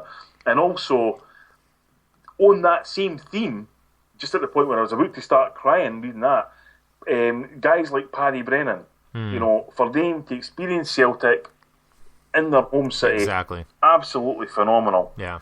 And also, I finally shout out to Paul Lee, who was probably the most unhappy man on the planet. The fact that Celtic, he would have loved to have been in Belfast Day, but was still giving it loudy all day. And it was just, every time I logged on during the day, it was like, and I was going through some, a bit of a hard time the last couple of days myself, and had a few health issues continuing and shit like that, and it always does my heart proud to see people like that happy. That's what I wanted to say. Listen, if you are what you eat, I want to know where Paul Lee is getting so much laldi, because he is pure laldi. He's giving it yaldi, and I don't even know what the hell I'm saying. But I love that guy. I mean, the passion. Yaldi, not yaldi. That's. Well, laldi can lead the yaldi. It's something stupid that like Kevin Bitsy say. Eh? Yeah, I think Chipchenko says that a lot. Well, Chipchenko was saying that after Sammy scored his goal, I'm sure. Right, because Kevin Bridges sees it. Right. Yeah. Sees it. Chad Hogan and all that shite. Aye, it's hilarious. It really is. But no. But so, do you feel any better? Do you feel any better now you've got that off your chest? No, I'm still. Or are you actually going to take this further? Yes, because listen, if I don't, Celtic, and by Celtic I mean those in charge, the custodians who are supposed to serve my ass, they'll just continue on. You have to turn into a lunatic in order to actually get something done, to actually get noticed, and to actually affect change. You have to become a complete and utter mess. Okay. So I will continue on. Full stop. You're starting to sound like the Unabomber now. Yeah, there's the militia? Yeah, no, I haven't formed a militia. Yeah, Paul, you've seen me in person. Okay, I'm not a threat to anything except for breakfast. Oh, but you actually compared me to the Unabomber. I'm doing a podcast where I'm bitching about a buffering TV stream, and you're comparing me to the Unabomber. How dare you? Well, yeah. It's like, did you hear the Mardi Gras bomber? And did you hear about the Mardi Gras bomber in England a few years ago? No. At the end, like this guy was blowing up things like and stuff, and nobody ever got killed or hurt, right, or anything like that. It was just, I don't know what. And then they found out it was like these two old guys. It was like 65-year-old. You know, I mean, and I felt quite sorry for them because first of all, great showbiz name. You know, the Mardi Gras one was pretty good. Second of all, probably using the kind of stuff that the Rye used to clean their teeth. You know what I mean? No. And thirdly, what else is there for a pensioner today these days? What? It's a question to ponder. Certainly. That's all. Really, that's it. I don't. You'll certainly be doing a lot of pondering. I'm expecting Celtic TV to be issuing a full public apology to you on Saturday before the Brentford game. Until they do, I will not stop bitching. And again, it's not like I take any kind of. I don't take any great joy in doing this. You know what? I would rather be celebrating the fact that the club serves us so well. That I'd prefer that. But the bottom line is they don't, and this is important to me, and I get pissed off because I feel like a sucker. I'm giving them $30 a month, and they don't give a shit. They'll just throw out whatever the hell they feel like it, just enough to get by, just enough to not get bitched at. Well, if that's going to be their priority, then I will not let them off the hook. They will serve me, and they will serve everybody else who pays this money into their coffers every month with the sort of attention that we deserve. We're not asking for a lot, but they're also not giving us a lot. So we need to reconcile that. And I'm not going to apologize for it. You can say that I'm petulant and I'm this whiny American that's complaining and because I didn't get my way. So I don't care. I'm tired of this. I'm tired. No, I mean, look, all joking aside, I can totally relate to it because I went through it 100 times. Pretty much every single time I couldn't get to the club or whatever in New York. It was a mess, the Celtic TV, and you end up going for an illegal stream, and the streams ends up being far better than any of the stuff that you're paying a fortune for. And it actually reminds me, one of the first times I actually became aware of you, basically, was, I'd been through it for a couple of games, and it was a summery 2011, it was pre-season, and it's a couple of games, never got nothing. And then, I'm looking at it saying, well, I'm still buying season tickets at that point, even though I'm in New York, paying the $30 a month to Celtic TV. So putting an absolute, £700-800 a year into Celtic. And then I read an article by you when you mentioned the fact that Peter Lawwell had said that American supporters didn't actually put enough into the club. And that kind of really pissed me off. And it just feels like it's never ended. It's never, ever been resolved. It's never been resolved. No, there was a Band-Aid there was a Band-Aid that was put on it, and the impression was, right, that's them sorted now, and they'll shut the fuck up. And I'm sorry, it's not a static dynamic. They need to continue to evolve. And it's a complete ignorance. It's a lack of understanding of what it takes to be in that space, to try and serve people that way. They don't understand the internet. They don't understand streaming because they don't have people in who specialize in that sort of thing. The Man Cities of the world do. The Man Uniteds of the world do. We don't. We come up with a patchwork. We hire out some consulting gigs, I would assume, on the cheap, and then it's like, right, we don't need you anymore, and we can start spending money on heated driveways and shit like that. Yeah, by the way, that is pretty much exactly why Celtic TV is so bad for the get-go, because they brought in people from, I don't know, mention the company, but the company's now bust in Britain, although they didn't seem to be bust anywhere else, who cover television, and they came in for about 2 weeks, showed them what to do, and was about to start the training, and they said, no, that's fine, we know what we're doing now, and we've had 10, 15 years of this utter shite, and it has really gone on far too long. I mean, people have got tons of issues. I know somebody who I spoke to only last night, actually, who told me, I asked them if they had Celtic TV, they live outside of the UK and Ireland, and their answer was no, because a certain person on it is a complete and utter dickhead. And it's just like, how do people get so angry by, these issues, and they never change? I've heard this person getting slagged off before. It's no Tony Hamilton, it's somebody who's involved with the commentating. Nothing ever changes. I mean, I seen, talk about Chris McGuigan again, I seen him saying, on numerous occasions I spoke to him in the past, but like the Daily Huddle show, why did they not stream that as a podcast? Because they don't have the imagination. Exactly. I mean, if they're not even thinking like that, then what is the point of them? Well, exactly. Why even bother if you're not going to do it right? And lack of imagination is, it starts very, very wide in a macro sort of way. You have a mission. Okay, what's the mission? To serve the supporters with some sort of daily media that they'll be delighted with, and then you sort of narrow it down. Okay, well, how do we do that? Well, we come up with. What are the channels? Okay, so TV, well, that's restrictive because of X, Y, and Z, but that's an option. Internet, well, that's, much more doable, and we have a lot more freedom with that. But that sounds a bit better. Podcast, well, we don't need to do an either or. We could do a podcast as well. Right, okay, so let's narrow it on down. Who's going to do the podcast? When is it going to be up? What are we going to cover? What are we going to do? And so on, and you narrow it down. Same with, the Daily Huddle and the streaming and all that. There isn't that wide mission statement that should be laid out by the CEO of the company.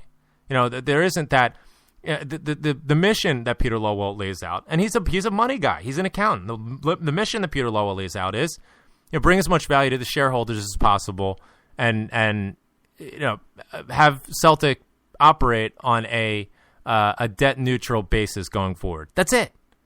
So they react when people bitch. All right, okay, so somebody bitched, so let's throw them a bone. How do we do that in the most cost-effective way possible? Oh, I know. We'll bring in Satanta, and, we'll have them, advise us for a couple of weeks on, what to do and how to infrastructure it all up, and we'll get them to, tell us how to put a website together, and bada bing. Yeah, we're good. Now we're on the internet. But they don't do anything ongoing to try and improve it, to try and move with the times in terms of upping the bandwidth, upping the capacity, upping the visual experience of it. That's what I mean by static. And until people bitch, incessantly and make it unpleasant for them, they won't budge because the mission is all about the money. And I took some stick on Twitter tonight, and quite frankly, a lot of it was justified. I admit it. Listen. I'm a petulant, complaining bitch. When I don't get my way, or when I feel aggrieved or whatever, and I will not stop bitching. But the thing that broke it for me was, all right, it's streaming for me, and that sucks. But then as soon as I hear, people in Australia, and multiple people in Australia getting back to me and saying it's the same thing for me. People in New Jersey, people in Philadelphia, people in the Midwest, on the West. I mean, people all over saying, yeah, it's buffering for me. It's buffering for me. That pisses me off because it's obvious, it's sort of endemic. And then I'm sending an email, getting jerked around, telling me that, it's obvious they didn't read the email that I sent them in the first place, which I gave all of the information from my end. Then they suggested that I do exactly what I was already doing. But see, here's the thing, right?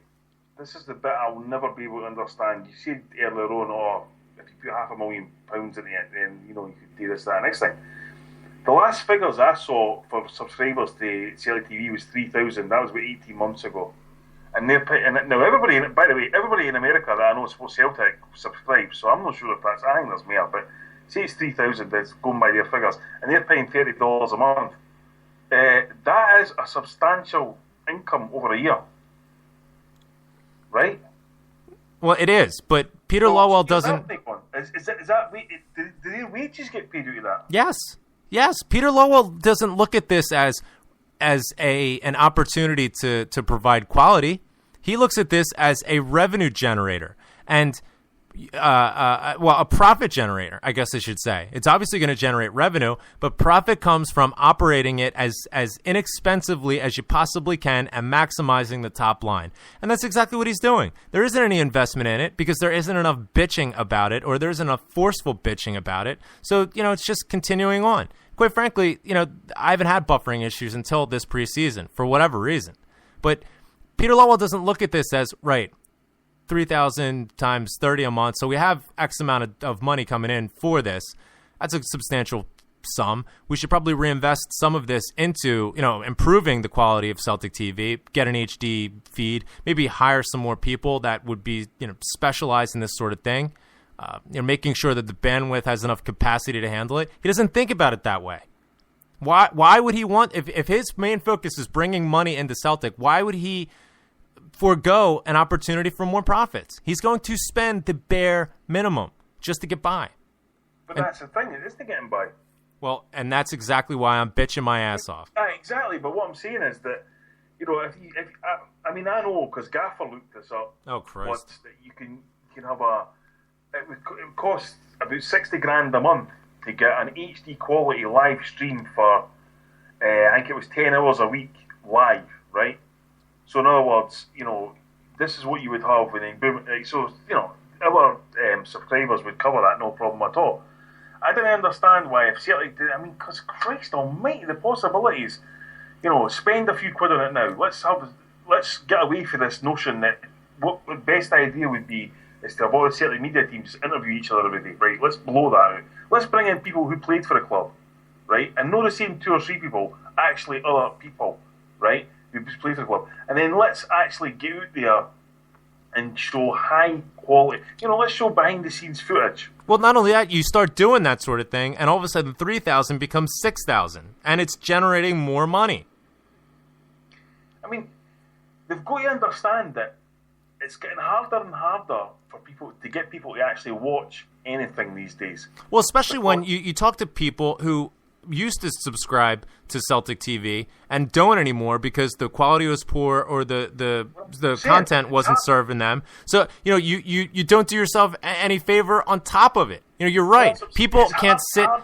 People can't sit, in front of on the couch in front of a television show for more than 5 minutes, unless it's somebody throwing themselves off a building or walking across a high wire across the Grand Canyon, saying thank you Jesus 400 times. So the point I'm trying to make is they need to be thinking about iPads and iPods and iPhones and all that, every kind of vehicle there is to put stuff out there. Because listen, 20 years ago, if I say to you, let's make a movie, a real movie, you'd just be like, how the hell are we going to do that? I need to hire this, I need to hire that. Now you can do it on your bloody phone. Mm-hmm.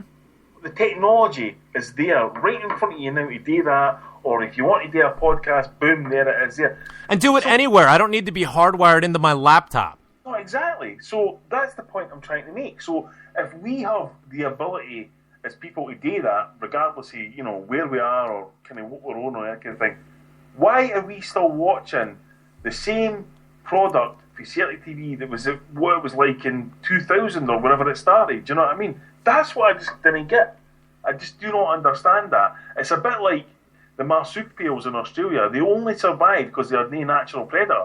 And that's what it feels like. Because there are absolute reams of people on the Celtic media team.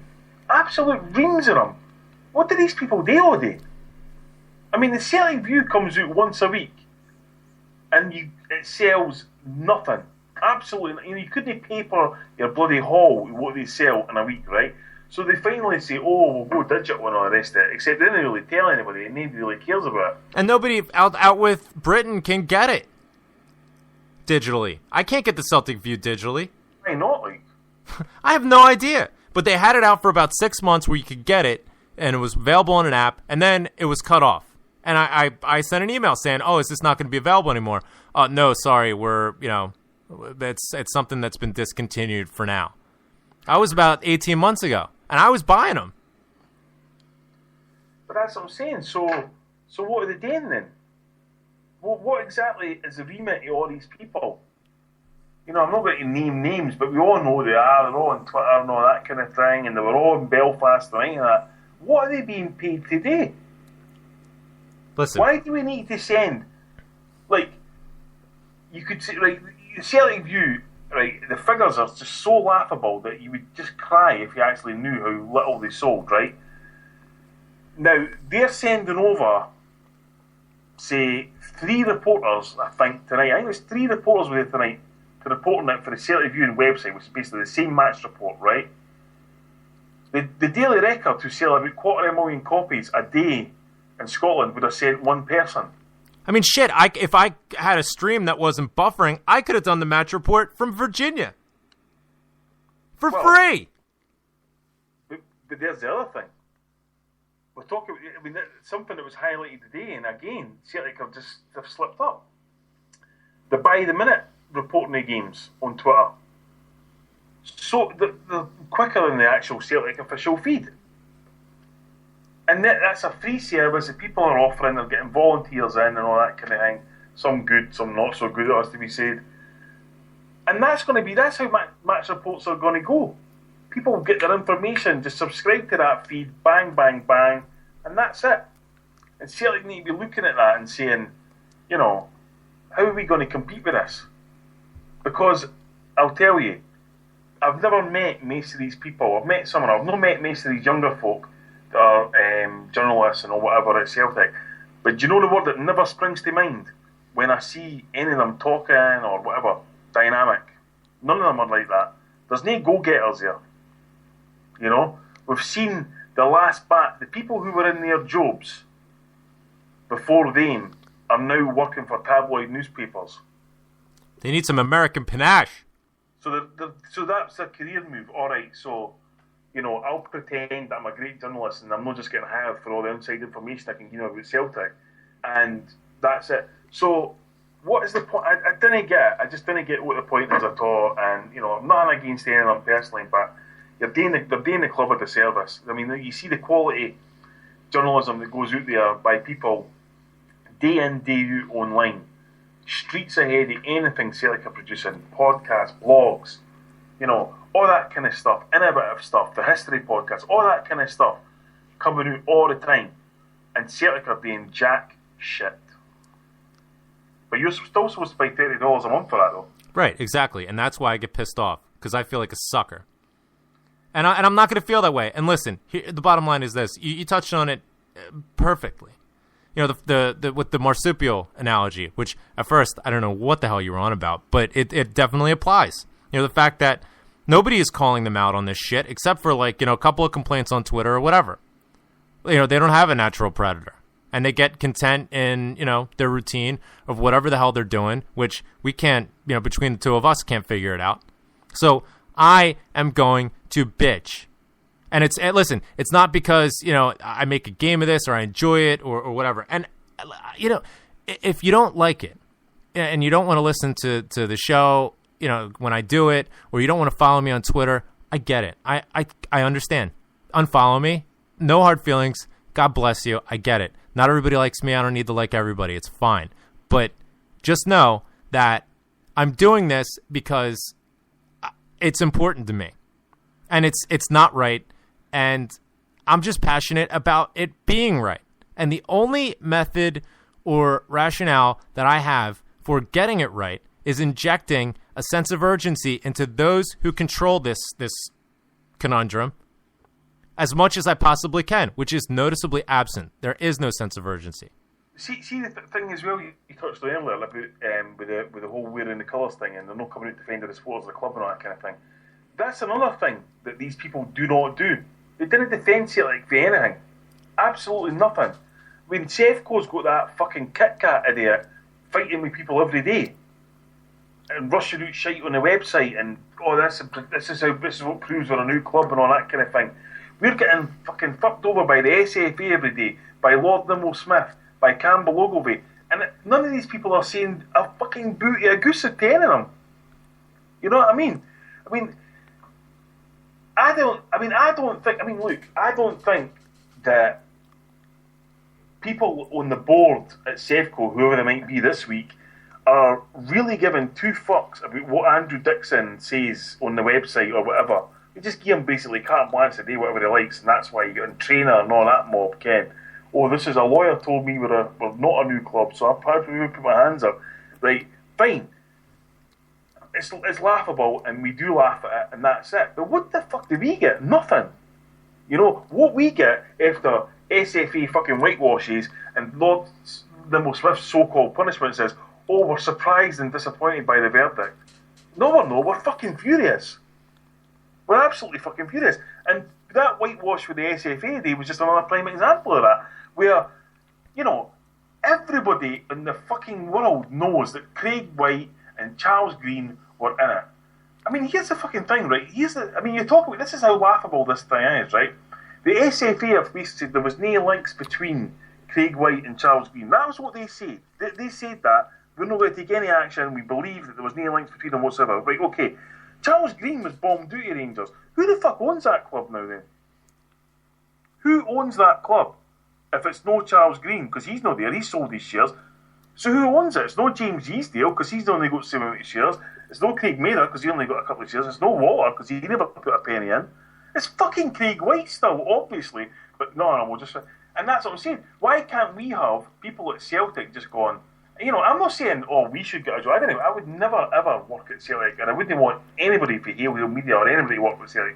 We are the fans, they're the club. But they should be adding to the stuff like the bloggers and the podcasters and all that, and all the great writers, the Brogan, Trevino, all that mob.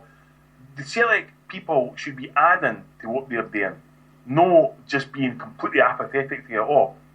I mean, the perfect example of that was the fans' demo on the 6th of April in George Square. I must have seen about 5,000 people say to Celtic, could you retweet about this demo? Not one. And not one. They were doing Tuesday trivia about, Joe Jerkoff or whatever. Aye. And by the way, that's another thing that just completely pisses me off because all that does is fuck everybody's timeline up. I'm sorry, because you get fucking everybody saying, it was Joe Ledley, oh, for fuck. And then, just either say, I'd have more respect for him. He says, no, we're not going to fucking retweet this. Get the fuck. We're not interested. I'd have more respect for him if we'd done that. But if you just ignore it, come on. It gets to the crux of the issue that we were talking about earlier. They have no balls. They didn't support that initiative because they have no balls. They don't have the courage to stand up for their convictions, if they even have convictions, which I highly doubt. But but if they had any sort of decency, they would have convictions. They would represent the supporters that pay their salaries. If they had any balls, they would step up and they would come on my show. They would come on the Homeboys. They wouldn't restrict players or anybody involved with the club. Or any of the organizations that aren't involved with the club but are trying to get involved with the club from having anything to do with us. The bottom line is they don't trust us because they have this self-hating mindset. It goes beyond apathy. They're scared of us. They're scared of what we would possibly represent or reflect of them in the media, that they're so desperate to kowtow to this establishment that takes every opportunity to fuck them, and yet they still kowtow to them. Yeah. And they keep us at arm's length when all we want to do is represent the club. See, more importantly, the supporters who really are the club. See, when Rangers died, right? One of the first statements that a real note that came out that I started to think, here we go, was when, and I'm sure you remember it, was when Stuart Regan said there'll be civil disorder if we didn't have a Rangers team playing in Scottish football, right? He said that. Now, at that point, we'd killed Rangers. They were dead. Finito. Boom. We then had the chance to just take over everything. We could have basically run the show forever. And it would have been, we could have just sat there and said, absolutely no way, that shouldn't be in the league, shouldn't change the league, shouldn't be anything, and that's it. And you should have let them fight and scrap for everything just to get in the league. But we never done it. And then, because what did we do? We sat in silence. That's what we done. We sat in silence. And let's face it, we sat in silence fucking praying somebody else would do our dirty work and put them in the SPL. Then we had to sit through the Lord Nimblesmith farce and say, what did they do? Sat in silence. And what that then did was allow the media to condition the people of Scotland who are ready to kill anybody associated with Rangers at any time in their history into a verdict that basically meant no punishment whatsoever. Because we sat in silence. And similarly with this SFA thing, we have allowed, unless Charlotte Fakeovers has got the best fakes in the world and is the best actor or actress in the world, clear evidence that basically Craig White was Sefco, is Sefco, whatever, and no evidence, boom, and we again by our silence allow them to condition. And no coincidence, they done it last season. They bring out stuff when Celtic are in the Champions League playing big games. That's SFA done it all last season. Also, something would come out at 5:30 when we're playing Spartak away and all that kind of thing. What we need at that point is an attack dog, and we've not had one since McBride. Since Paul McBride, and was never his greatest fan and all that kind of thing, but Paul McBride made the establishment of Scottish football absolutely shit themselves because I mean, he tore apart their disciplinary system. And every time they tried to do some sneaky wee move, he'd be boom on the media saying, no, we're not accepting this. This is the right, this is the right, this is the right. And unfortunately, that ended for Celtic the day that man died. And I'm sorry, but for Peter Lawwell and all these fucking lords and all the rest of it to sit there and say nothing, then they're as complicit as anybody. I don't think it's intentional. I just think that they don't have, and you said it before, and I'm going to repeat myself. They don't have any balls. They don't stand for anything other than their own personal self-preservation. And not saying anything about, the whole Rangers debacle was self-preservation for them. They bought into this myth because they have no balls, because they have no panache, and they don't believe in Celtic being able to stand alone. All of this nonsense that Peter Lawwell comes out about Celtic can stand alone and we're a self-serving entity. It was all nonsense, and the proof of that is his silence throughout all this. Because you're right. If he had any conviction, which would align with the fact that Celtic is a standalone operation, he would have come out and tried to call Rangers and Sevco to the carpet. And it's not ill-willed or based on a rivalry. It's just about right and wrong. It's just about saying they cheated. And the integrity of the game means more than having Ibrox filled, every week, or a pack and a swath of filth and bigotry going across Scotland. These people, Peter Lawwells and that, are multi-millionaires with huge cars and huge houses and huge security and all the rest of it, and they say nothing. Guys like Turnbull Hutton are not. They are ordinary punter guys. I mean, obviously Turnbull Hutton's got a few quid, but he's certainly no mega rich or anything like that. And his club were put to the absolute sword by absolute scum all last summer because they spoke out for fairness and integrity. When they found out that his director was on the board that put the transfer ban on Sevco, the guy, and I'll not even name him because it's I know the guy doesn't want to mean that, but the guy who was on the board for that SFA ruling that banned Sevco from making transfers, wife was very ill at the time, and the stuff that family went through, for scum, bigoted scum, who just couldn't accept that they were dead and nobody wanted them, and that was it. It was unbelievable, and that's why Turnbull Hutton spoke out. That's why he spoke out and said, well, why on earth are we facing this nonsense when all we're trying to do is impose fairness and integrity on this game? But the reality is there isn't any integrity in Scottish football. It's finished. It's all over. And it's happening. I see it every single day on Twitter and other people telling me I'm never going back, because they're absolutely sick of the corruption that goes on. And suckers like me and you, we'll always go and all the rest of it because we've not got anything else really. And I've certainly not, I've got basically my kids and that's basically it. It's Celtic's what basically keeps me alive. And I could sit here in the summer and say, oh God, I'll never go back to this. And I know I would, I'll be there on Tuesday and whatever. And that's it. But how long is it going to go on for before they actually sit up and go, well, this game's not... And look, I know somebody who done a bit of work in my house a couple of weeks ago, the electrician boy who's worked in and friends with a Celtic director, no one of the big hitters, I must admit, who said to him that the reason why they're doing this at Celtic is because they're absolutely convinced they're going to be in a different league in 5 years and they couldn't care less. But that's not good enough. How long have they been saying that anyway? I know, it's not good enough. It's not good enough. We paid 10, 15, 20 grand watching a rigged league. We watched a team who, tried every single thing. It wasn't just enough for them to have an advantage with referees.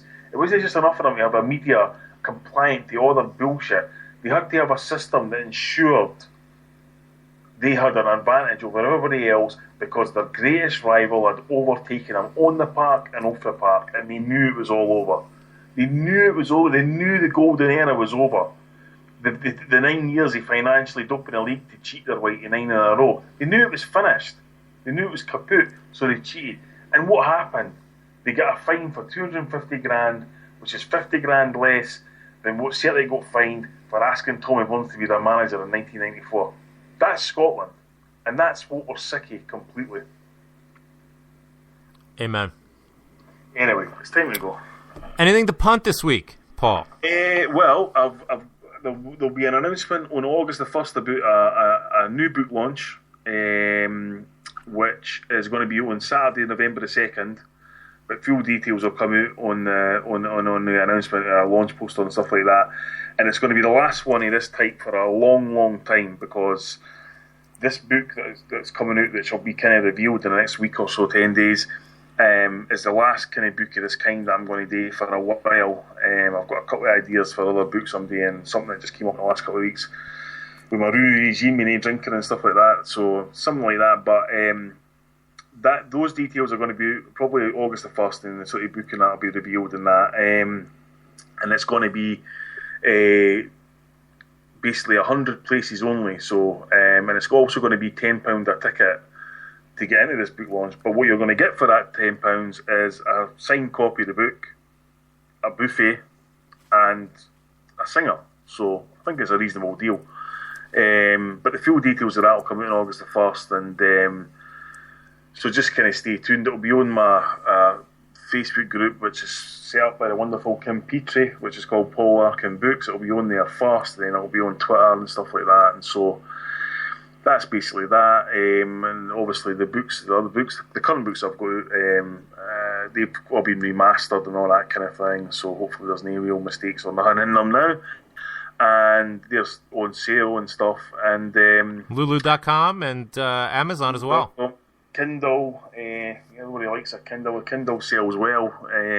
Just the Kindle. I was actually talking about this to somebody. The Kindle has changed the face of how you write books, because I've always people. I've talked to a couple of authors who have got stuff or putting stuff out there all the time and that, and I always try and encourage that as much as possible. Who one of them got real kind of hateful abuse on a review on Kindle, and it was, by the way, these aren't Celtic books or anything like that, right? And I was kind of, he's like, "Oh, this is awful," because he said the fucker only bought the book yesterday, and then he's on the day saying this is a fucking load of shite and whatever and blah blah blah, and I was like, look, it doesn't really matter. It really doesn't matter. I mean, I was kind of, I think I mentioned to you before about getting critiqued on Christmas Day, because people get a Kindle for Christmas, download the book, read it on Christmas Day, and then go, "Oh, this is shite," or whatever, What I should never do, that kind of thing, is change what you want to write. Because the minute you start thinking about what can I write to please everybody, just forget it. Just stop writing right there and then, because if you try and be everybody's friend, you'll end up being nobody's. And I say that all the time. It's like, people are always thinking that, I'll write a book and I'll become J.K. Rowling and everything and all that kind of thing. It's not about that at all. It's about believing in what you write. And I believe in what I write, and I want to sell as many books as possible, obviously, but I didn't slip my wrists if I didn't, break a million in the first week and get on the New York Times bestsellers list, which and there's another thing, by the way, to get on the New York Times bestsellers list, which is normally the list for books, you only need to sell 30,000 copies. I'm saying you only, like that's what something I do, but I didn't. But it's not that far away. Can you know what I mean? If you've got 100, 200, 300 people buying your stuff and supporting what you do, that's all you need. Because you're doing it with your right intentions, The right intentions are to look, this is what I believe in, this is what I'm done, and I'm going to put it out there. And to have the balls to do that is one thing right away. But then they start tailoring it to think, how do I become popular? And how, because you'll end up not becoming popular whatsoever. Well, the quality will suffer, no question. Oh, I mean, without a doubt. And, it's the same way, like, people say to me often, like, do you ever get writer's block? And I say, no, I never had writer's block. And all that. And it's kind of like, Irving Welsh said that if you get writer's block, you're not a writer. And it really is as simple as that. And I kind of, because it's something that I thought, oh God, if I want to be seen as an author, then maybe I should say to people, oh yeah, I've had writer's block and this is what I did. And I've never had it. And then I seen him saying it, he said it's as simple as that. He said, if you've had a writer's block, that means you're not a writer. Because I could write anything, I could try and write any subject any time, type thing. You know what I mean? I love doing it, and that's it. But so the point being, is with this book launch, it's going to be completely different to the last book launches.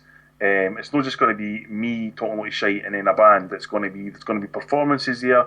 There's going to be readings. There's going to be poetry. It's going to be all about the book. As I say, everybody in there, 100 people, they'll all get a book, and I want to get this story out there because I'll start talking about it soon. Because this is the most important book that I've ever done. It's certainly the hardest book I've ever done. I've been doing it now for about 15 months. It's the first book that I've relied on a single source, which is taking me all over Europe and will take me all over Europe. And I'm kind of desperate to get this story out, desperate to get this narrative out, and desperate to get the life it deserves, which is why I'm not going to bring out a book 6 months, 7 months, whatever after it. I want to keep telling this story because it's a story that every Celtic supporter has to hear because it's important, because it will vindicate everything that you ever thought and then some.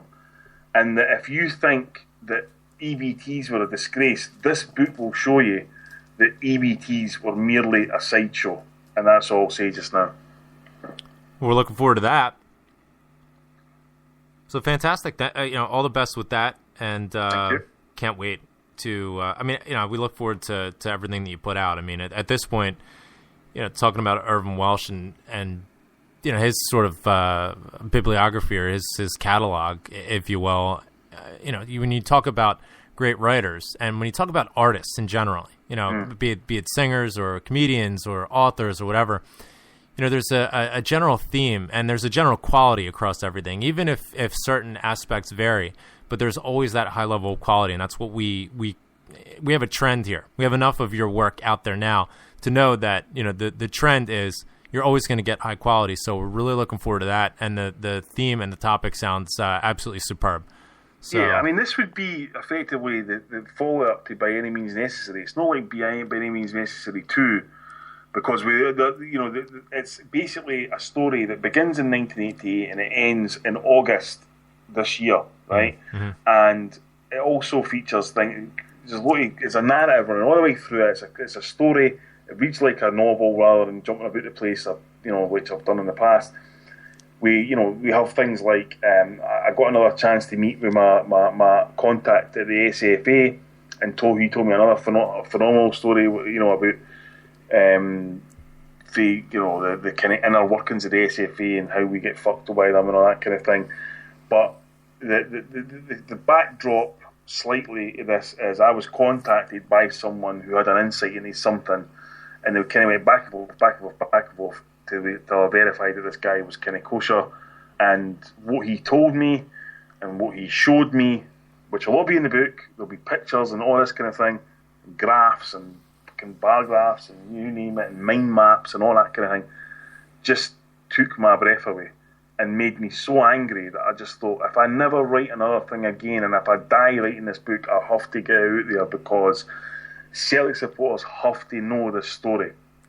And as I say, it'll make the SFA corruption and the EBT and that just a complete sideshow. So, anyway, I've said too much. Carry on with your other stuff.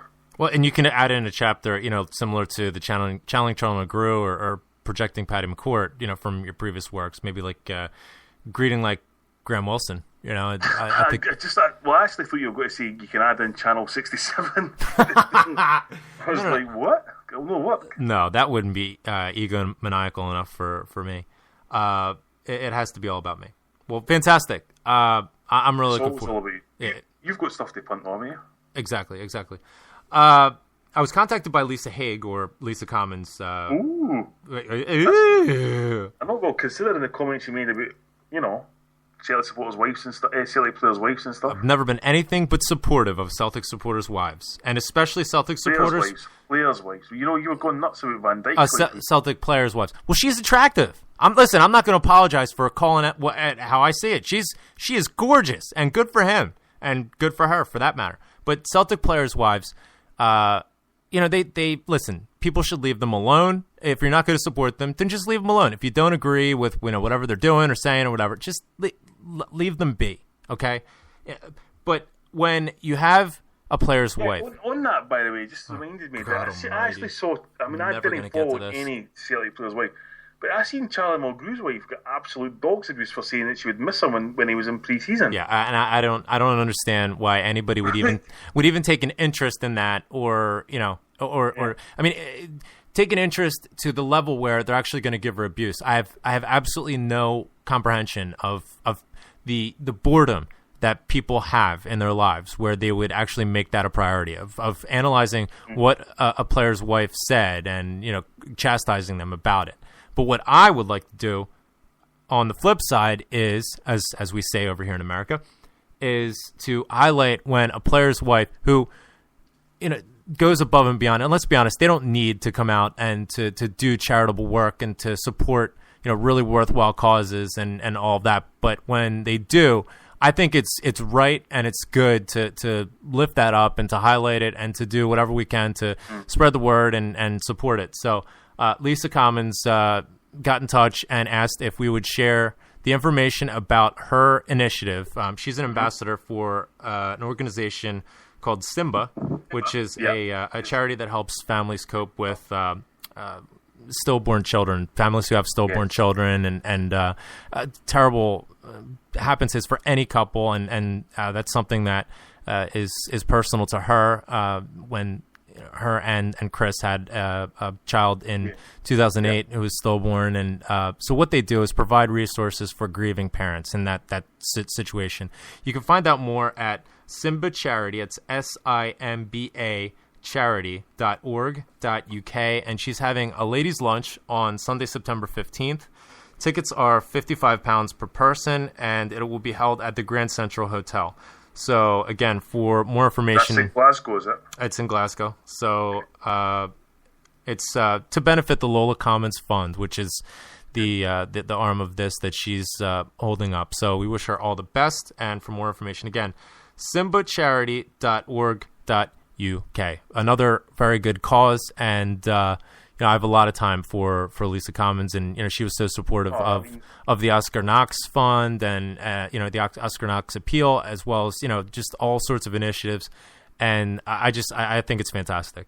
Yeah, she does incredible work, and can only be admired because I think in this country in the last 10-15 years there's been this image of kind of football players' wives. The Wags thing, or that kind of thing, and people like Lisa are certainly bucking the trend of that nonsense because the work she's done right across the spectrum of the Celtic family is nothing short of phenomenal, No question. And if you want to follow her on Twitter, it's at the letter A _Rose1 Dresses.